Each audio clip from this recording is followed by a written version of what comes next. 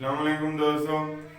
आज आपको बताते हैं कि ये बहुत ही ये मशहूर हो गया है पीडा आर्डिनेंस जिसको कहा जाता है पीडा पीडा के नाम से। तो मैंने कहा आज इस पे ही आपको तफसील से बता दिया जाए और ग्लैंस व्यू लेता हूँ। आर्डिनेंस हो एक्ट हो ताकि दोस्तों को बड़ी आसानी से चंद ही मिनटों में सारा एक्ट ही समझ आ जाए। टाइम भी बहुत शार्ट होता है, आप लोगों के पास भी हमारे पास भी। आप लोगों के पास इतना टाइम नहीं होता। आप देखो ये 52 सेक्शन है और 25 पेज का जो है ये ऑर्डिनेंस निकाला गया है। तो डेफिनेटली आपके पास भी टाइम नहीं होता। इस तरह यहाँ एक फैसिलिटी है ये, और मैं बहुत सारे के आसान लफ्ज़ों में इनको समझा देता हूँ। तो मैं ये आज आपको ऑर्डिनेंस बता देता हूँ। ये पीडा पीडा बहुत मशहूर हो गया, अखबारात में आजकल आने लगा, खबरों में आने लगा कि ये है क्या। तो चलें इसकी तफसील थोड़ा बताते हैं। ये है Pakistan islands development authority ordinance 2020।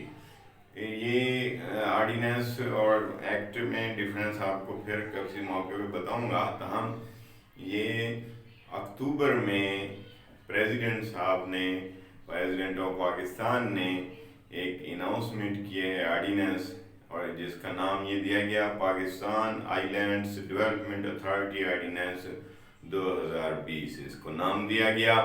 Definition इसमें, और ये इसका कहाँ पे it apply to specified areas पे ये अप्लाई होता है।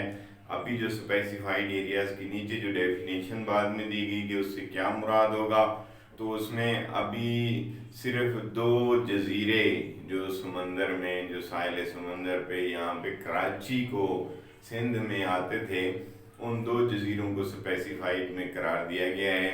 बुंदल और बुद्धू ये 2 जजीरे हैं सिंध के जो थे। अब वहाँ वफाक ने ऑर्डिनेंस के ज़रिए अपने कंट्रोल में ले लिया है। अब इसका वहाँ एक ग्लैंस व्यू ले रहा हूँ, मज़ीद आपको पता चल जाएगा।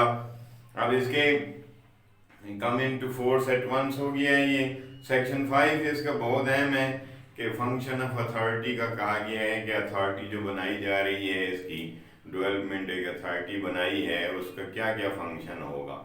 तो उसके तहत पूरा पूरा कंट्रोल वहाँ सूबाई हुकूमत से निकाल कर उस अथॉरिटी को दे दिया गया है, और वो अथॉरिटी को जो कंट्रोल होगा वो फेडरल गवर्नमेंट के पास होगा। फंक्शन ऑफ अथॉरिटी में सब कुछ उन्हीं के हवाले कर दिया गया कि इन 2 जजीरों का पूरा पूरा कंट्रोल, उस पे वहाँ उनकी आमदन, उनके टैक्सेस का अप्लाई, और वहाँ प्रॉपर्टी का उनको वहाँ पे सेल करना, उनका किराए पर देना, उनको ये सब अथॉरिटी का काम होगा, और उसकी आमदन भी वही अथॉरिटी लेगी।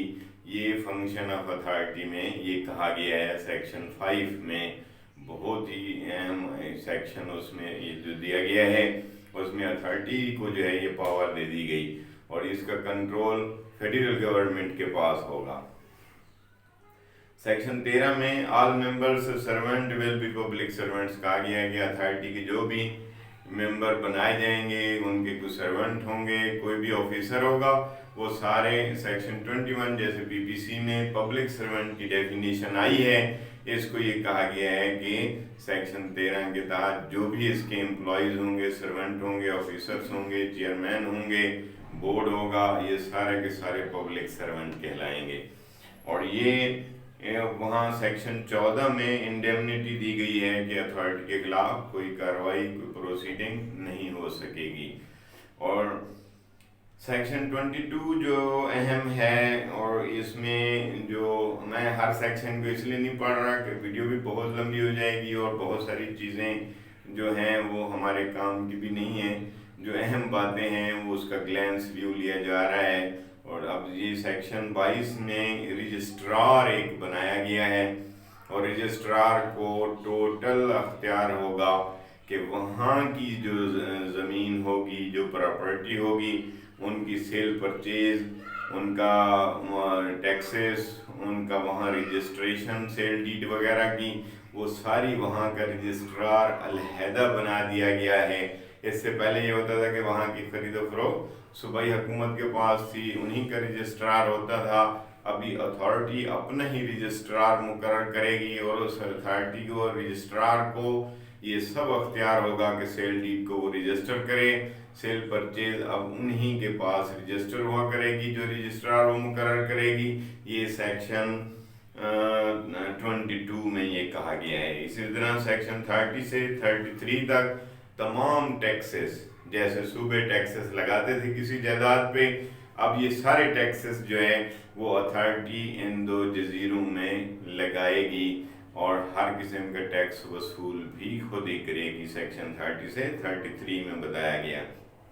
سیکشن 35 ہے، پھر یہ بہت ہی عام ہے کہ اس میں اوفینسز اور کوگنائزنس بتایا گیا ہے کہ جو بھی اوفینس اگر کوئی ہوگا ان میں تو اس کی اوفینس کی جو سزا ہے وہ 7 سال تک اور 5 لاکھ تک جرمانہ، یہ یا دونوں ہو سکتے ہیں۔ اور اس میں پنشمنٹ کیا ہے، اس میں یہ لکھا گیا ہے سیکشن 35 میں کہ جو اوفینسز شیڈول کے پارٹ اے میں دیے گئے ہیں، اور پارٹ اے میں جو شیڈول میں دیے گئے اوفینسز وہ صرف انوائرمنٹل کے ہیں کہ اگر کوئی وہاں فیکٹریز یا اگر کوئی انڈیویجولی وہاں ایسی انوائرمنٹ کریٹ کرتا ہے جو ماحول کو آلودہ کرے گی تو یہ اوفینسز اس میں پارٹ اے میں ذکر کیے گئے۔ پارٹ بی میں جو اوفینسز وہاں شیڈول کے پارٹ بی میں جو ذکر کیے گئے ہیں وہ سارے ہیں کہ اگر اتھارٹی کے کام میں مداخلت کرے گا، ان کی رکاوٹ کرے گا، رجسٹری نہیں کرائے گا، یا سیل جائیداد کو خرید و فروخت میں رکاوٹ ڈالے گا۔ اسی طرح بہت ساری اوفینسز وہاں پہ جو دیے گئے ہیں کہ ان جزیروں کا کنٹرول اور اس کے تحت جتنے بھی اگر وہاں پہ کوئی اوفینسز ہوتے ہیں ان کا اختیار اتھارٹی کو دیا گیا ہے۔ اس کے بعد جو ہے یہ سیکشن 36 میں یہ کہا گیا ہے کہ اوفینسز کوگنائزیبل اینڈ بیلیبل ہوں گے، یہ قابل دست اندازی بھی اور بیلیبل بھی ہوں گے، لیکن ہوگا یہ کہ بھی آگے جو انہوں نے ویسے لکھا ہے کہ ان کا جو ہے ٹرائل وہ سمری ٹرائل اور مجسٹریٹ کے پاس ہوگا، اگر سی آر پی سی بھی اپلیکیبل ہوگی اور وہاں پہ جو مجسٹریٹ کے پاس ٹرائل ہوگا تو وہ ان رائٹنگ پرائیویٹ کمپلینٹ کی صورت میں وہاں پہ اتھارٹی کی طرف سے جو کمپلینٹ جائے گی تو تب جا کے کوگنائزنس اس کی مجسٹریٹ اس کو لے سکے گا۔ اس کا سمری ٹرائل ہوگا، سیکشن 38 میں یہ کہا گیا۔ سیکشن 39 میں کوگنائزنس آف اوفینس کا یہ کہا گیا کہ کورٹ کو ایسی خود ہی وہ یا کسی کی اس پہ نہیں لے گی جب تک کہ اتھارٹی اس کو ریٹن میں کمپلینٹ نہیں کرے گی، اس کی کوگنائزنس کورٹ نہیں لے سکے گی، magistrate of the first class ہے۔ سیکشن 49 میں جو جورسڈکشن آف کورٹس کو بار کیا گیا ہے، یعنی اگر اتھارٹی کا کوئی ایکٹ کوئی چیز کسی کورٹ میں چیلنج نہیں ہو سکے گا، یہ حالانکہ اگینسٹ دی کانسٹیٹیوشن ہے، لیکن میں یہاں پہ کریٹیسائز کے لیے نہیں، میں تو یہاں پہ آپ کو ایک سمری بتا رہا ہوں کہ آرڈیننس کے اندر سمری کیا ہے۔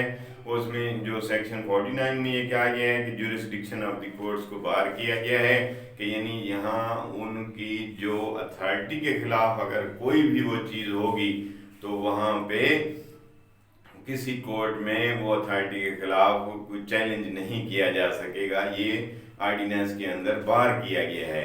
اب جو وہاں سندھ ہائی کورٹ میں اس کو جو چیلنج کیا گیا وہ پورے آرڈیننس کو چیلنج کیا گیا ہے کہ جی یہ آرڈیننس فیڈرل گورنمنٹ ایسا نہیں بنا سکتی، یہ جو ٹیریٹوریل جورسڈکشن ہے، یہ جو علاقے ہیں سمندری حدود والے یہ سندھ کے پاس تھے، سندھ گورنمنٹ سے ایسے ہی بغیر اجازت کے وہاں ان سے لے لینا یہ اگینسٹ دی کانسٹیٹیوشن ہے، اس کے حقوق پہ ڈاکہ ہے، تو یہ انہوں نے سندھ ہائی کورٹ میں چیلنج کیا۔ سندھ ہائی کورٹ نے ابھی فیڈرل وفاق کو نوٹس بھی کر دیا ہے، اب دیکھیں وہ کیا فیصلہ کرتی ہے۔ تاہم میرا یہاں پہ یہ کام تھا کہ آپ کو آرڈیننس کا گلینس ویو دیا جائے کہ یہ پیڈا آرڈیننس کیا ہے، وہ سارا آج آپ کو پتہ چل گیا۔ تھینک یو، اللہ حافظ۔